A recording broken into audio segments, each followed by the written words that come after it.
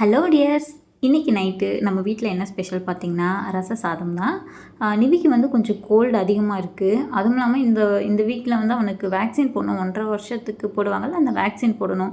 சரி, அதுக்கு முன்னாடி கொஞ்சம் சீக்கிரமாக சரி பண்ணலான்ட்டு தான் ரச சாப்பாடு வைக்கலான்ட்டு முடிவு பண்ணேன். ரசம் வச்சா கூட அந்தளவுக்கு சாப்பிட மாட்டேன். ரச சாதம்னா கொஞ்சம் குறைவாக நல்லா பண்ணி கொடுத்துலான்ட்டு பிளான் பண்ணி ரெடி பண்ணிகிட்டு இருந்தேன்.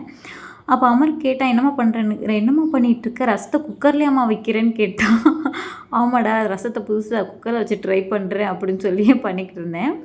இந்த சாப்பாடு எப்படி பண்ணினா, நம்ம ரசம் எப்படி வைப்போமோ அதே மாதிரி தான். வெள்ளைப்பூடையும் பச்சை மிளகாவையும் தனியாக தட்டி எடுத்து வச்சுக்கணும்.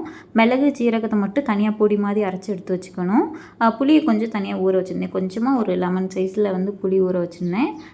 குக்கரில் வந்துட்டு எண்ணெய், கடுகு, பட்டை, வரமிளகா, அதுக்கப்புறம் கருவேப்பில்லை, இது 3 போட்டதுக்கப்புறம் அரைச்சி வச்ச அந்த பொடி, அப்புறம் தட்டி வச்ச வெள்ளைப்பூடு, பச்சை மிளகா போட்டுட்டு புளியை வந்து கரைச்சி ஊற்றிட்டேன். அதுக்கப்புறம் மஞ்சத்தூள், பெருங்காயத்தூள், உப்பு இதெல்லாம் போட்டதுக்கப்புறம் ரைஸ் கழுவி வச்சதை கொட்டிட்டு கொஞ்சமாக அந்த கொத்தமல்லி தழை போட்டுட்டு உப்பு போட்டு க்ளோஸ் பண்ணி வச்சிடணும். அது ஒரு நல்லா குலைவாக விடுற அளவுக்கு கொஞ்சம் தண்ணி எக்ஸ்ட்ரா விட்டுட்டு ஒரு 5-6 விசில் விட்டிங்கன்னா நல்லா குலைவாக வந்துடும்.